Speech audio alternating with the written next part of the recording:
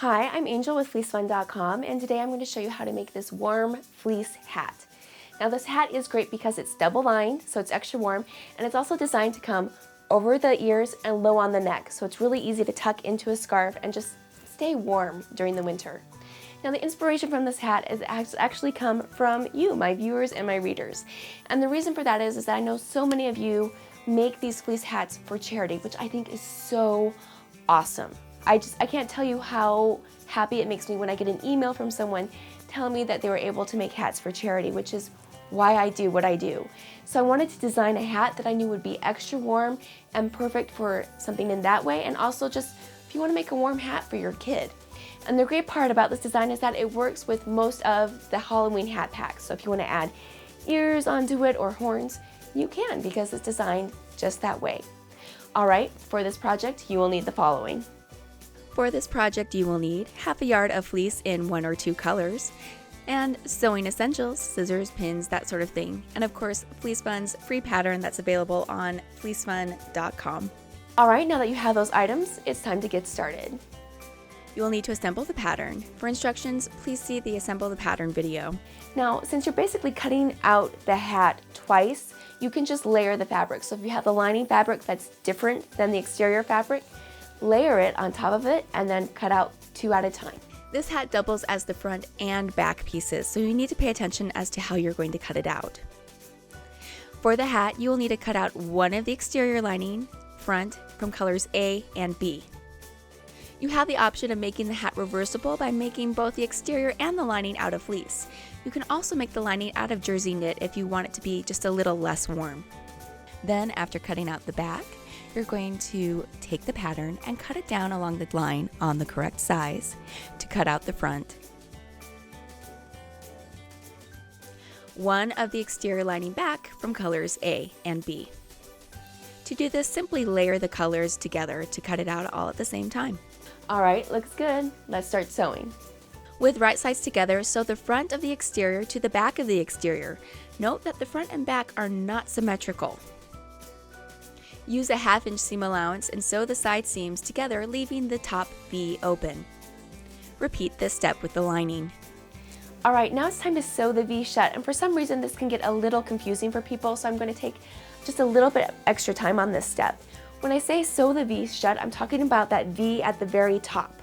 Pinch the V together, right sides of the front together with right sides of the back together, so the 2 seams you just sewed should be touching.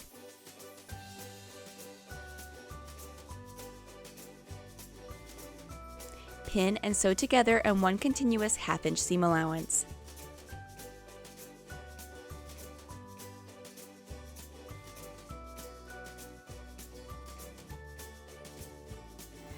Alright, we're almost finished. It's time to bring everything together. Cut slits around the top of the curves of the lining and the exterior. Take the exterior and stuff it into the lining so right sides are touching, so you'll flip the exterior right side out. Make sure the 2 front pieces are touching and the 2 back pieces are touching, so they should line up exactly. So the higher front needs to go together with the higher front on the exterior and the lining. Same thing with the lower back. Those should all line up so they're even together. Line up the seams and the bottoms. Pin the bottoms of the lining and exterior together. Sew all the way around the bottom using a 1/2 inch seam allowance, leaving a 3 inch turning gap.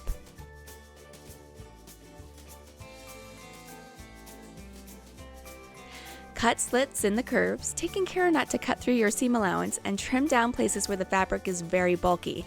For example, like at the ends of the straps. Turn right side out using the turning gap that you left at the bottom and the back.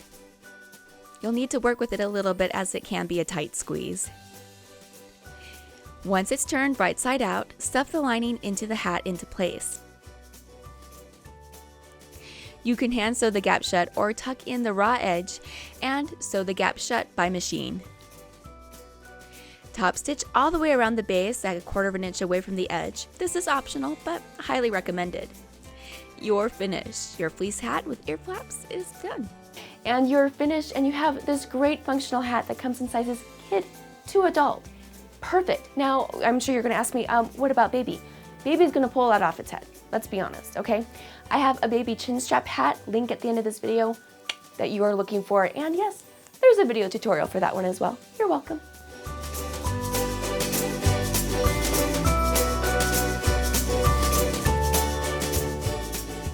For more great projects and ideas, be sure to visit fleecefun.com.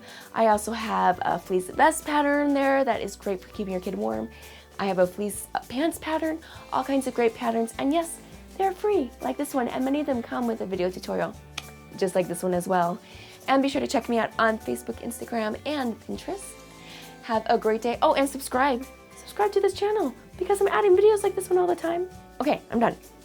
Have a great day, and remember, velvet is pretentious, fleece is fun, especially when it keeps you warm. Then you can have a lot more fun outside. It's true.